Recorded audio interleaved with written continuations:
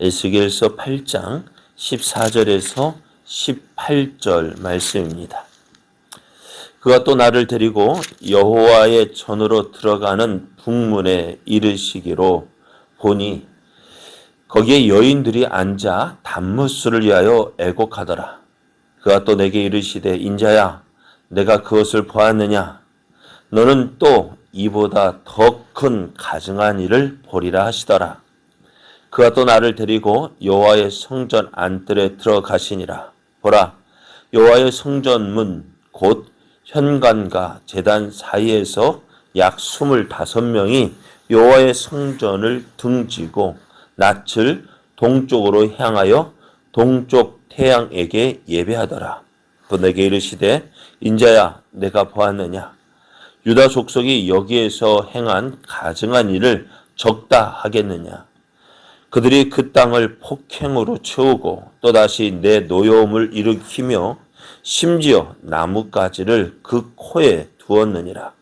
그러므로 나도 분노로 갚아 불쌍히 여기지 아니하며 국류를 베풀지도 아니하리니 그들이 큰 소리로 내 귀에 부르짖을지라도 내가 듣지 아니하리라. 아멘. 할렐루야. 하나님의 크신 사랑과 은혜가 기대되는 1월 24일이 시작이 되었습니다. 오늘도 우리 함께 하시며 하나님의 선하신 뜻을 이루어 가시는 하나님을 믿고 의지함으로 어제보다 더 좋은 날 되기를 예수님의 이름으로 축복합니다. 오늘 우리에게 주신 하나님 말씀을 통해서 하나님께서 기도를 듣지 않는 이유가 있습니다.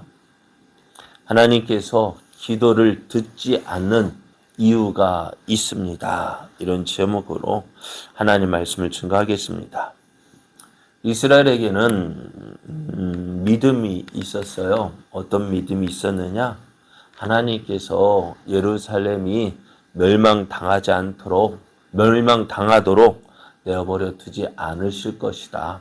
다시 말하면 예루살렘은 결코 망하지 않는다.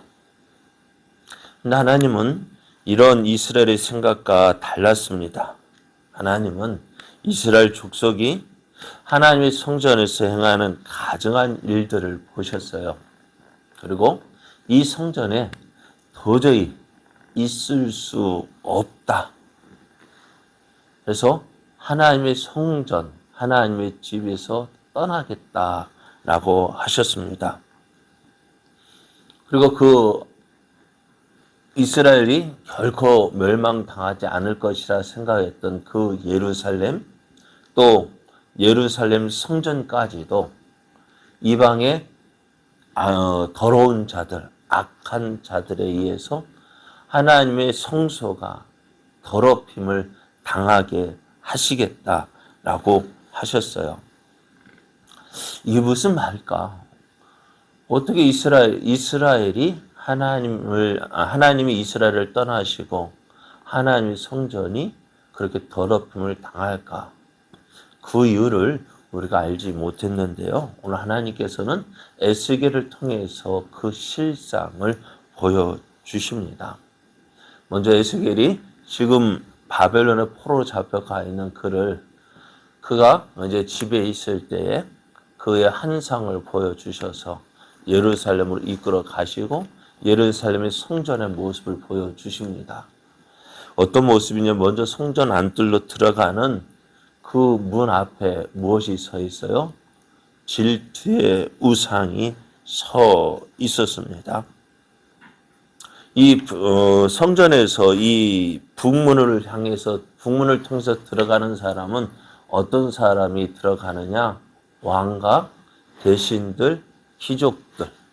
그러니까 이스라엘의 지도자들이 그 문을 통해서 하나님 앞에 제사를 번제 다니는 안뜰로 들어갑니다. 그런데 문을 열고 들어가기 전에 무엇부터 있어요? 질투의 우상을 세워놨어요. 그러면 그거 그냥 보고 지나칠까요? 아니요. 하나님 앞에 예배하러 가기 전에 먼저 누구에게 절을 해요? 그 우상에게 절을 하는 거예요. 그것을 보고 들어가는데 이제 문 옆에 문에 담이 있는데 담에 조그만 구멍이 있었어요. 그런데 그 구멍을 헐으라 해서 헐었더니 거기에 또 문이 있어요. 작은 방이 있는데 그 문을 열고 들어가 보니까요. 이스라엘 장로 70명이 그 향로를 들고 서 있어요. 향로를 뭐 하고 있느냐? 하는 그 무언가에게 제사를 드리고 있는 모습인데요. 그 안에 들어가 보니까 온갖 가증한 각양 곤충과 가증한 짐승과 이스라엘을 섬기는 우상의 모습들, 모든 우상들이 거기에 가득 그려져 있어요. 거기가 뭐냐? 그러니까 하나님 말고 당시 주변의 나라들이 섬기는 모든 우상들이 거기에 다 그려져 있는 거예요. 그러니까 그들이 하나님을 섬기는 그 성전에서 어떻게 그 우상들에게 지금 예배하고 있는 거예요. 그러니까 많은 우상들이 섬겨져 있는 이유가 뭐냐? 한꺼번에 한 번에 그 우상들이 다 섬기고 있는 거예요. 이렇게 표현하면 그렇습니다. 어느 절에 가보면은요, 불상이 우리 절에 뭐 불상이 몇 개 있다 자랑하는데요. 그것과 같아요. 수많은 불상을 세우는 이유가 뭘까요? 그만큼 많은 신들이 있다. 그러니까 만신전과 같아요.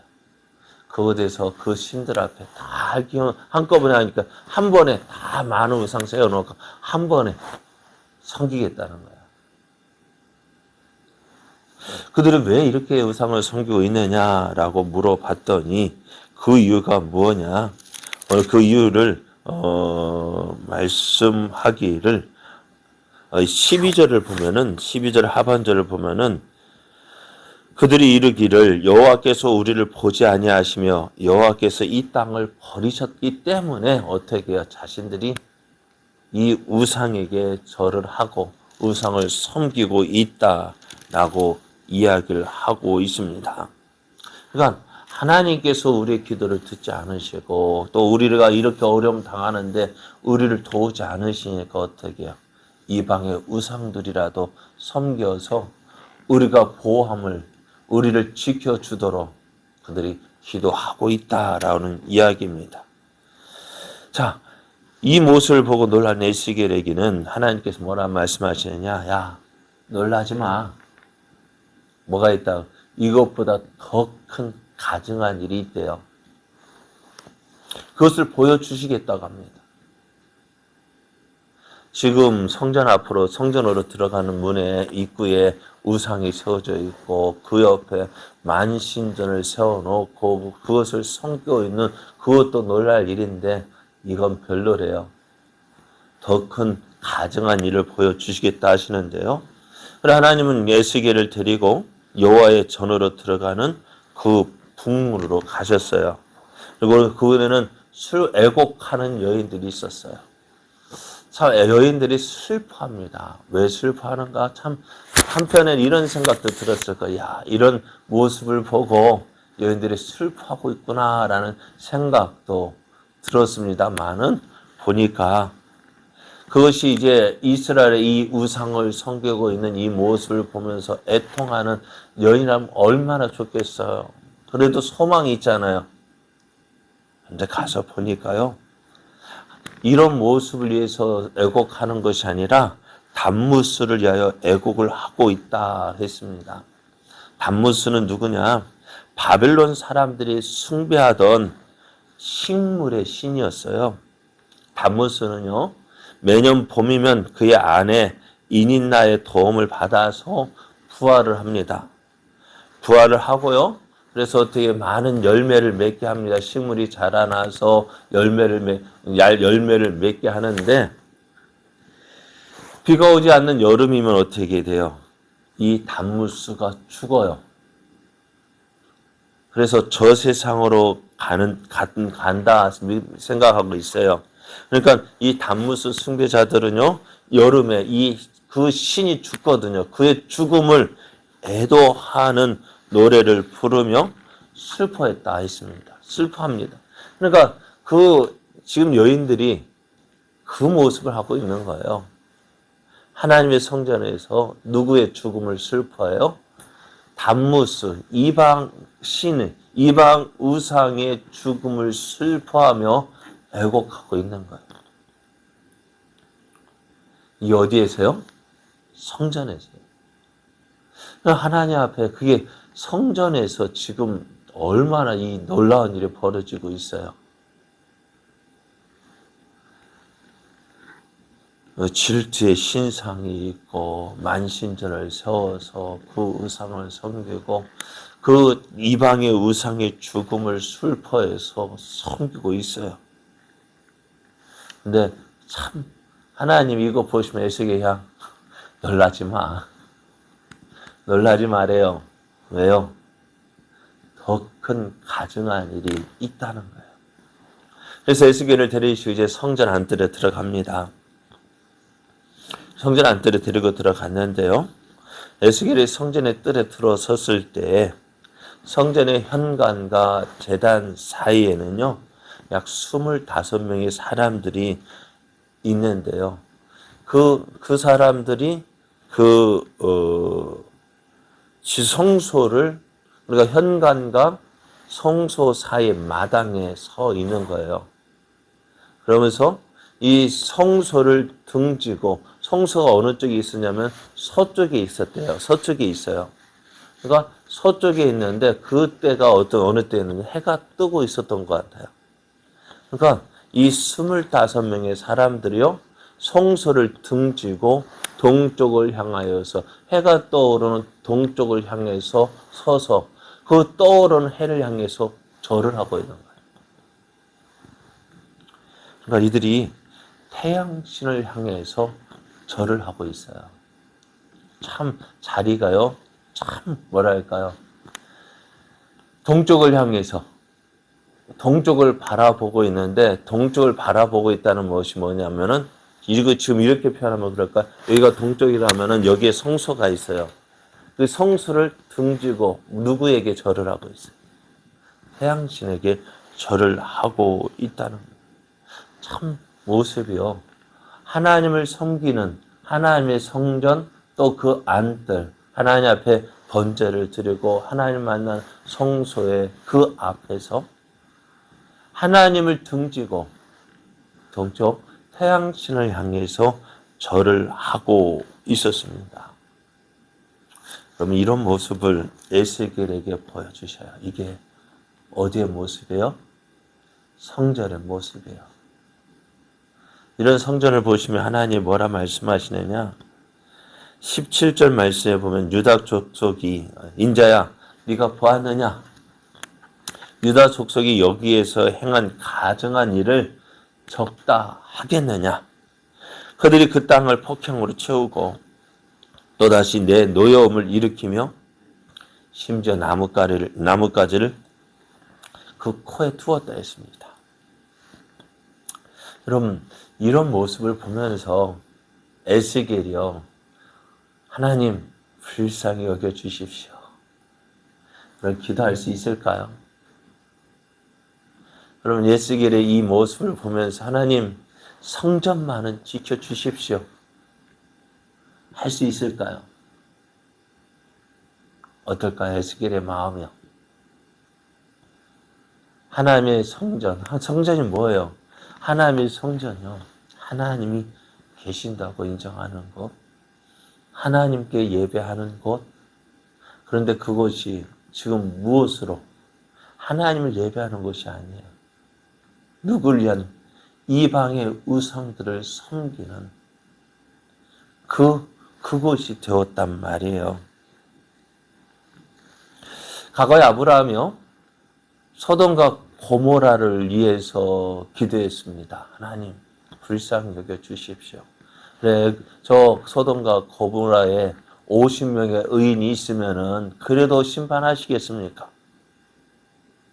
45명이면요. 30명이면 계속 줄어들다가 몇 명, 의인 10명이라도 있으면 하나님 그래도 멸망시키시겠습니까?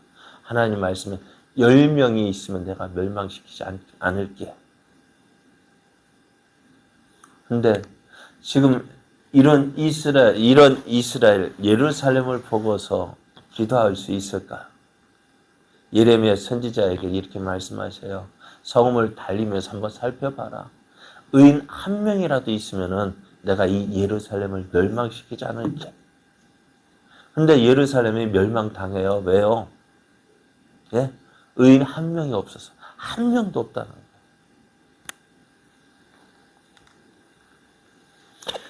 그런 예루살렘을 보면서 하나님이 이렇게 말씀하세요. 18절을 보면 그러므로 나도 분노로 갚아 불쌍히 여기지 아니하며 국류를 베풀지도 아니하리니 그들이 큰 소리로 내 귀에 부르짖을지라도 내가 듣지 않겠다라고 말씀하세요. 하나님은 예루살렘을 불쌍히 여기지 아니하시고 국류를 베풀지도 않으시고 그들의 부르짖음을 듣지 않을 것이다. 그렇습니다. 지금 이스라엘 왜 이런 모습일까요? 자, 하나님께서 이스라엘을 떠나신 것일까요?